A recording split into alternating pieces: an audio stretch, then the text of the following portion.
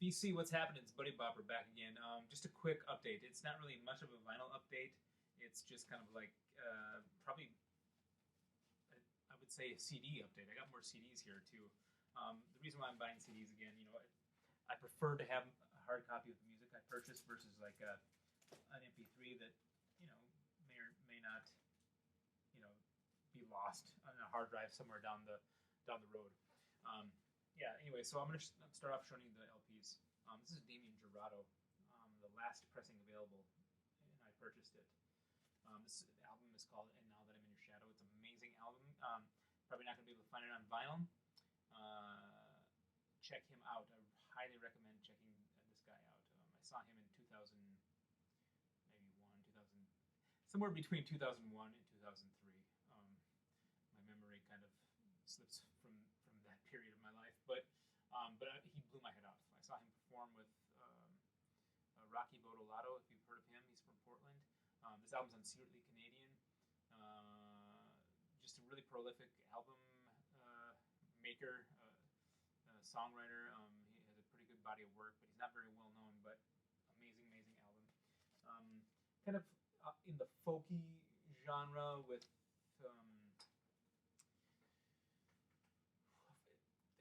folky, modern, indie, kind of depressing music, so check it out. This is Jason Isbell's album, Something More Than Free. Everybody knows it by now.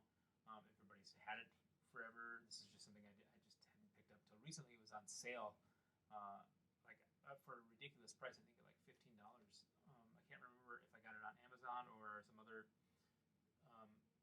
I can't remember, but I remember it was ridiculous. It was half the price of what it should have been, and so I purchased it, and there it is. This was the first album I ever purchased by this band. It was actually a download the year it came out in 2005. This is Teenage Fan Club Man-Made.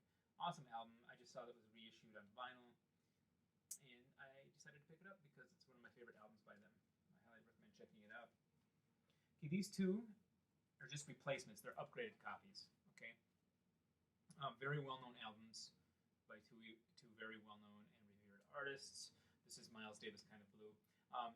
Everybody knows it. Everybody has it. I've had it for years. It's just that the vinyl pressing I had was really noisy, poppy.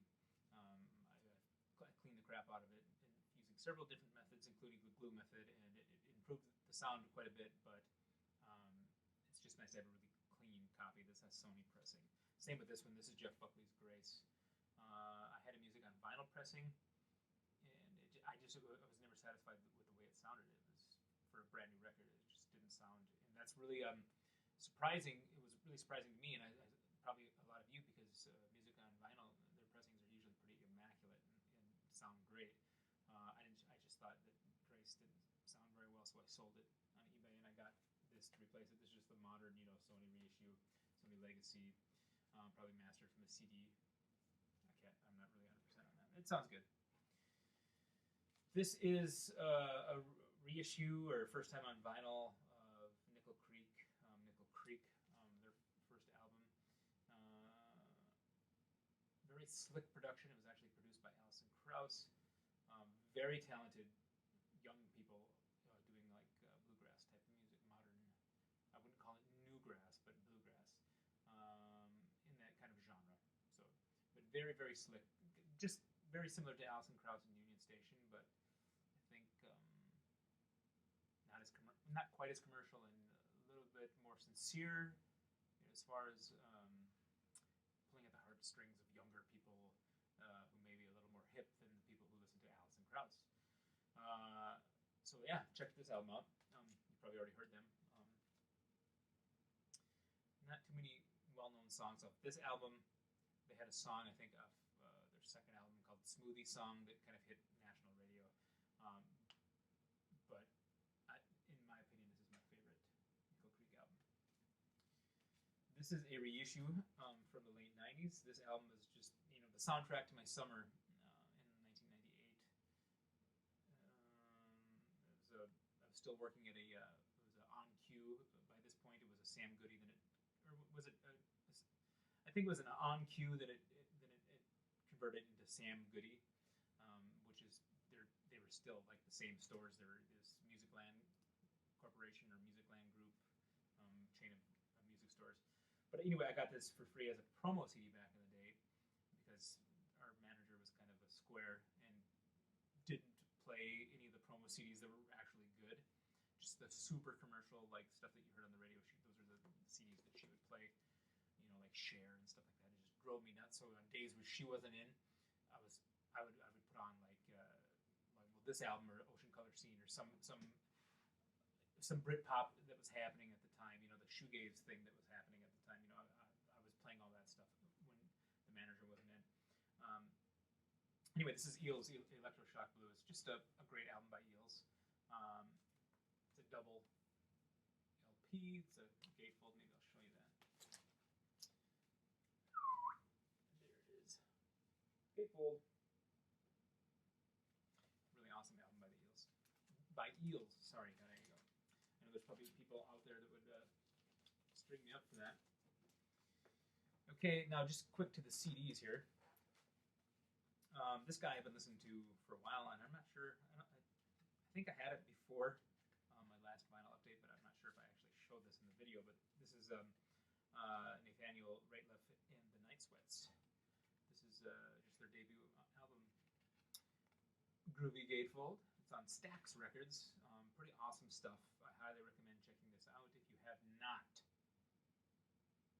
please do yourself a favor. Okay, so I'll just show you these real quick first.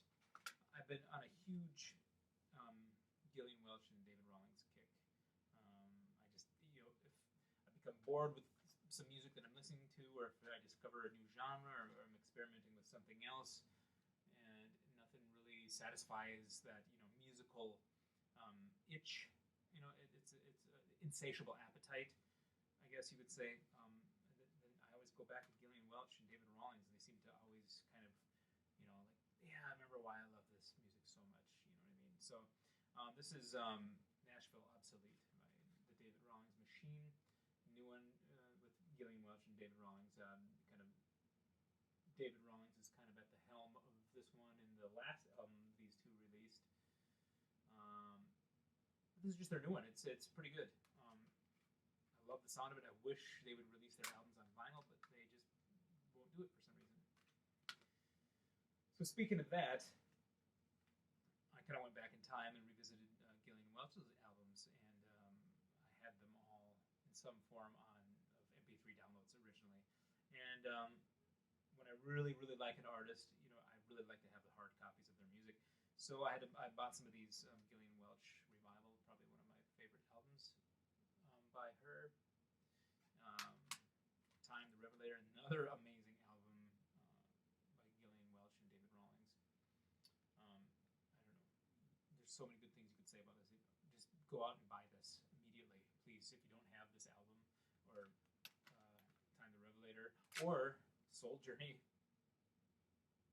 Buy these albums. I mean, they're like, I think they're $10 on Amazon, and then they send them to you, and while you're waiting, they give you the free MP3 download, so you can kind of listen to them before it gets there. Yeah, okay, I'll continue on. Just a few more. This is another album by Beirut. It's called No No No. Good artist, bandish from Santa. I think they're like New Mexico or somewhere. They're set. I could be wrong with that. I know they had a song called Santa Fe. Maybe that's why I thought they were from New Mexico. But I don't know, people sing about different cities all the time, so I don't know. Not as good as this last one, which I have on vinyl, which I've shown before. Pretty good. This is the Dead Weather, Dodge and Burn. I kind of wish I could have gotten it on vinyl, but just, like I said, for how much I enjoy this band and like the cost of vinyl right now, it's just undoable at this point in time for me until I finish my internship. Really awesome blues guitarist called Gary Clark Jr. This is his album, The Story of Sonny Boy Slim. Awesome album. It's a CD gatefold. Yeah, you can find a whole wealth of information about Gary Clark Jr. on YouTube. Should you investigate? Really awesome blues guitar player. This is one of the best albums of 2015 in my personal opinion, and listen. I wish I had it on vinyl, but again, price permitting. This is a Courtney Bartlett. Sometimes I sit and think, and sometimes I just sit. Pretty awesome album. A lot of people already have it. A lot of people have been talking about it for quite a while, but I just finally purchased it. I've been aware of it forever. So, and this, again with this one, this is like in the local awesome public radio station that we have here in Minnesota called The Current. This is the top. This is the #1 album of, #1 album, or one of their songs is the #1 song of 2015 according to listeners in the Twin Cities, Minnesota area. They have people that listen to The Current from all over the world, so they put in their votes too. But this is just Alabama Shakes, Sound and Color.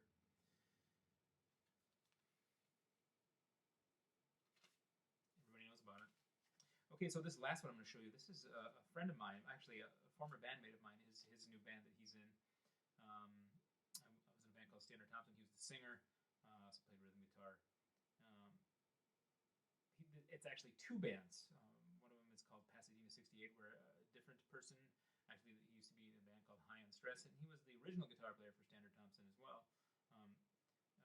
That's their band, and then Mike, the drummer for Pasadena 68, goes to the vocals and guitar duty, while the guitar player for Pasadena 68 becomes the drummer for Dakota Shakedown. So this is their dual EP release, joint EP, Pasadena 68 and Dakota Shakedown. If you're really into the Replacements, if you're really into Ryan Adams, like early Ryan Adams, if you're really into, well, I guess the alt country in general, or Twin Cities punk, like the Replacements and Who's Purdue. If you're into anthemic type of Bruce Springsteen-esque type songs, definitely check out these two bands, Pasadena 68 and Dakota Shakedown. I would say the Pasadena 68 material was authored by Nick Leet, probably a little more along the lines of the anthemic Twin Cities punk, Bruce Springsteen-esque music, whereas Dakota Shakedown, my former band member Mike, kind of is in a little bit more of the like alternative country, but still with a tinge of that kind of Replacement vibe happening. Highly recommend checking it out. It's a really good album. When they released it, I was kind of I was in the thick of a college semester, so I didn't really have time to give it an adequate listen. So I had purchased it on iTunes, and then I purchased a hard copy off of CD Baby, and I took it all in. It's a great album. I love it. It's cool to know that I know these people. You know what I mean? They recorded it themselves. Yeah, I highly recommend checking it out. If not, just get an MP3 download of iTunes to give it a listen. It's really good stuff. It's the kind of what, to me, it sounds like what the Twin Cities music scene, which is very rich in many different genres, but this kind of sums up perfectly like one aspect of that, like the indie rock punk remnant from the 80s, Replacement sound or whatever. And then you have like other artists like, I should say, I don't have a hard copy of this, but a band called Hippocampus. They're from St. Paul, Minnesota too, so check those guys out too. And I have downloaded their EPs. They're probably working on a full-length album, but check those guys out. Anyway, that's all I got. I've been rambling here for 14 minutes. Drop a comment, say hello. It's glad to see you all again. The reason why I don't have any music spinning is because my son is upstairs taking a nap right now. I don't want to wake him up. So have a good evening.